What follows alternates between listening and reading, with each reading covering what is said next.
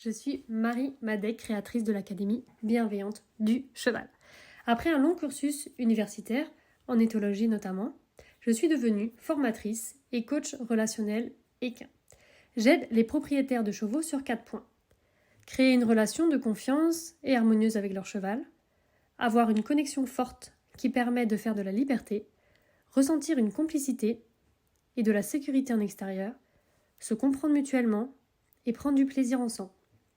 Si vous êtes à la recherche de compréhension, de stratégies pour réussir avec votre cheval dans la bienveillance et que vous aimez vous dépasser et évoluer, ce podcast est pour vous.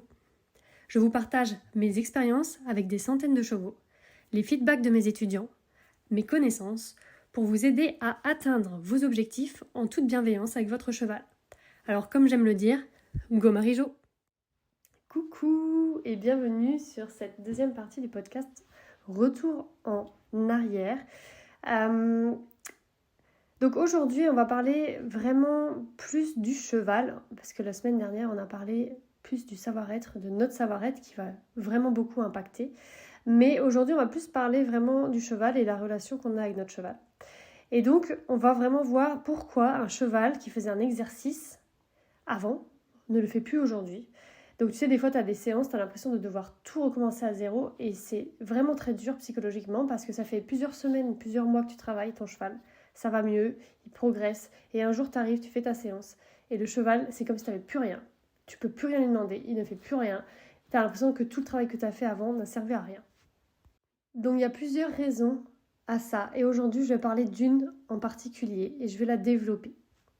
Donc pour étayer mes propos, je vais prendre un exemple concret, l'exemple d'Ashton, donc le petit paint là que j'ai eu au travail pendant 1 mois.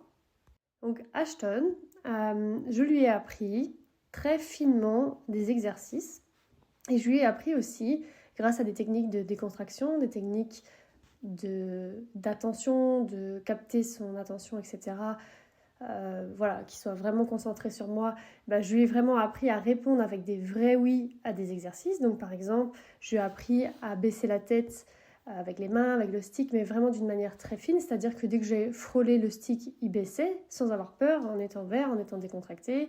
Je lui ai appris à reculer vraiment d'une manière très fine aussi, que ce soit sur le nez, ou aussi sur le poitrail, parce que du coup je dissocie les deux exercices parce que ça veut dire des choses différentes dans le contexte du travail.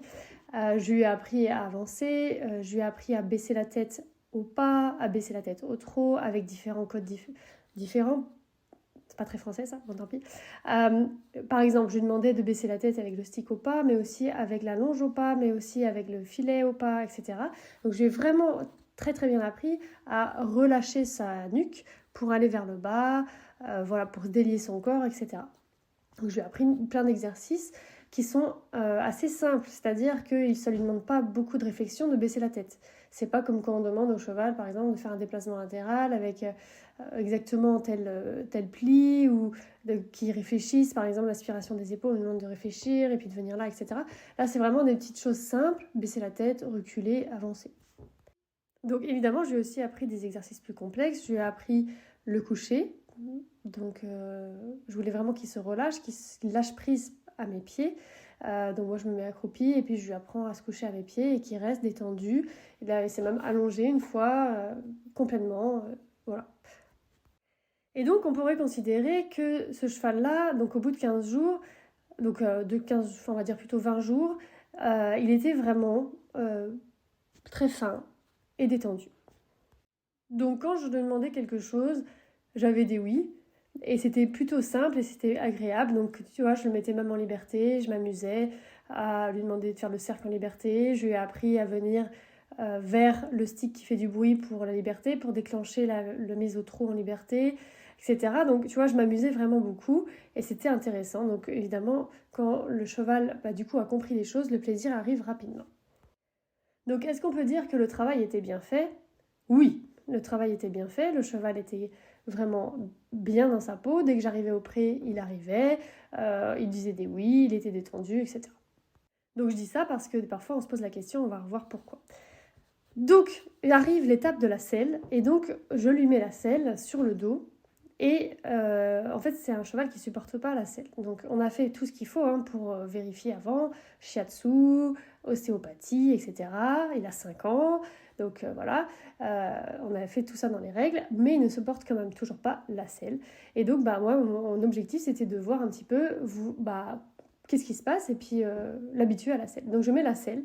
Et quand je mets la selle sur le dos, donc, étant donné la confiance et le calme qu'il a, il ne bouge pas, mais on voit qu'il tend la tête vers le haut et il se crispe. Et là, j'ai essayé de lui demander, baisser la tête, pour lui dire, tiens, reviens là, parce qu'il était hyper focus selle. Je parle des fois des focus, si c'est ton premier podcast, tu connais peut-être pas, mais écoute les autres. Je regarde tout le temps le focus du cheval, sur quoi il est attentif, et là donc hyper focus sur la selle, donc complètement ailleurs, plus connecté à moi ni à son corps. Donc je me dis, je vais le remettre dans son corps, je vais lui demander de baisser la tête. Impossible de baisser la tête. Donc je lui dis, regarde-moi alors si t'arrives pas à baisser la tête. Impossible de lui demander de me regarder. Il était complètement rouge avec cette selle, et donc c'était impossible pour lui de pouvoir se concentrer ou faire des exercices. Donc est-ce que à ce moment-là c'est un retour en arrière? Est-ce que ça remet tout en question ce que j'ai fait? Est-ce que ça veut dire que avant il savait pas baisser la tête? Vraiment, non.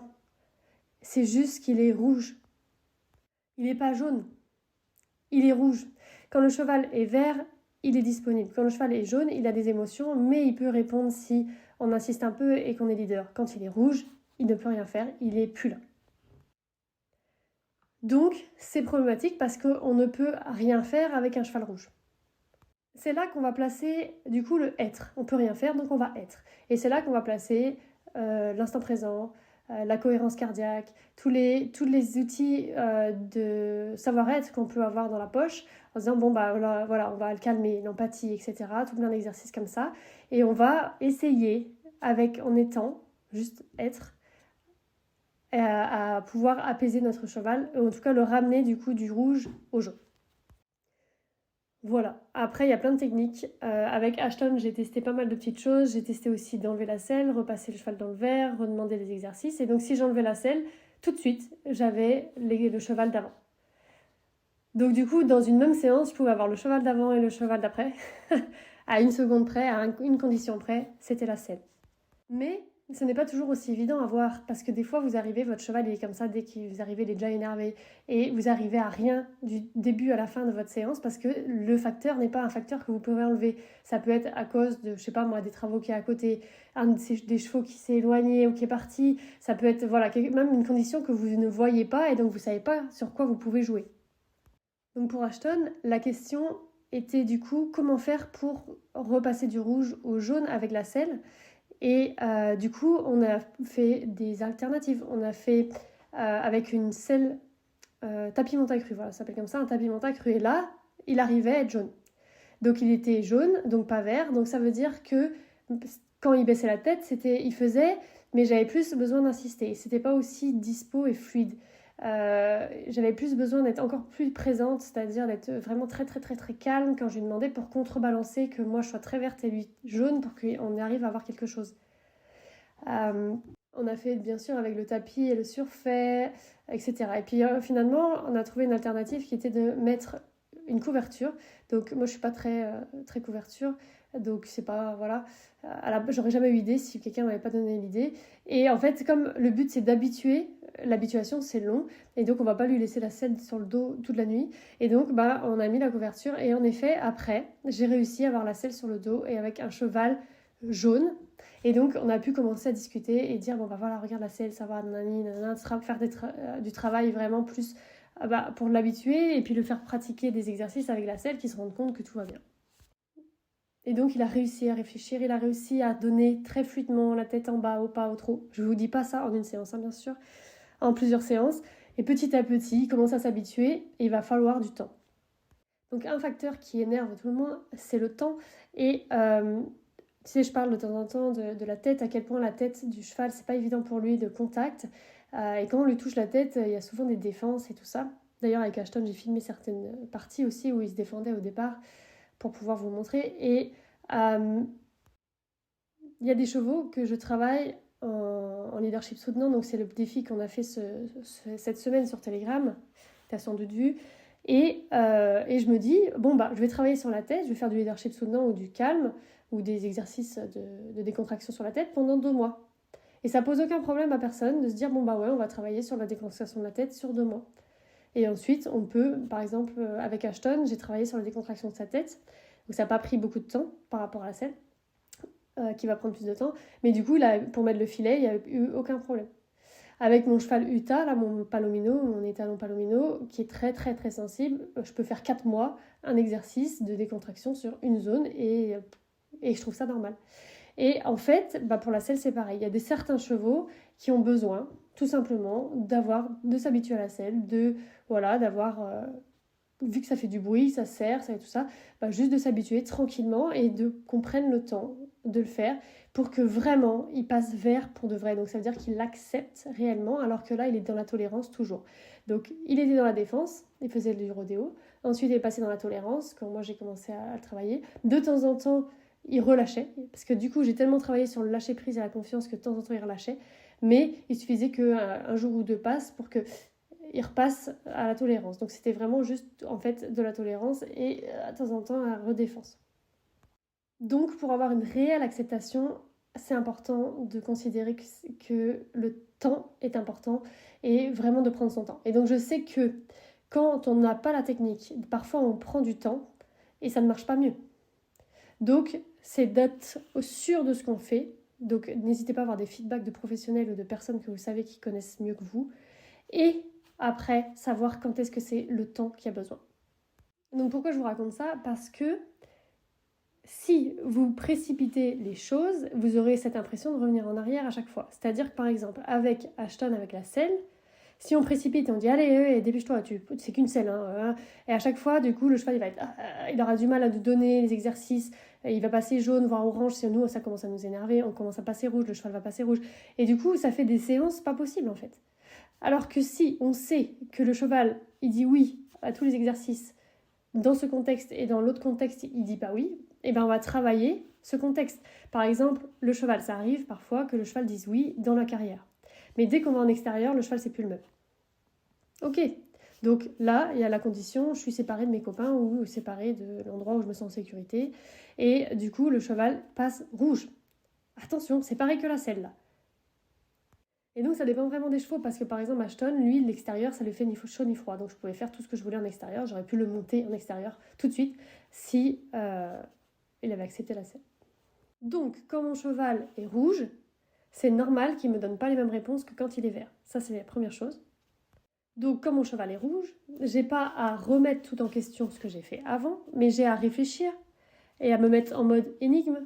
Qu'est-ce qui fait que mon cheval aujourd'hui est rouge et comment je vais faire pour le ramener jaune pour qu'il puisse au moins répondre à ce que je fais, à ce que je demande, et comment je fais après pour repasser vert pour qu'on puisse prendre du plaisir ensemble. Voilà pour ce podcast. J'espère que ça t'a apporté quelque chose, que ça a pu t'apprendre quelque chose.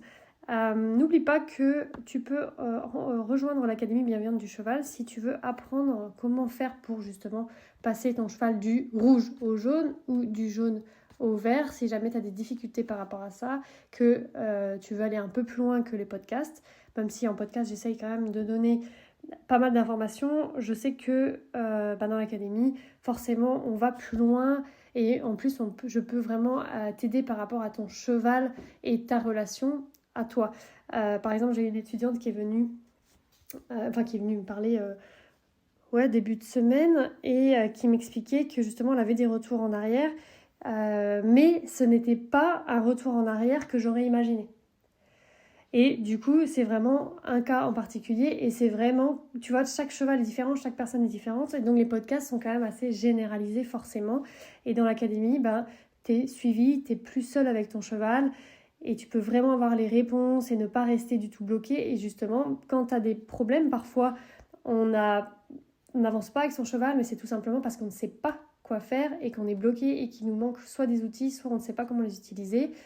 Et donc, c'est quand même cool, je trouve, d'avoir des gens qui peuvent te débloquer et t'aider.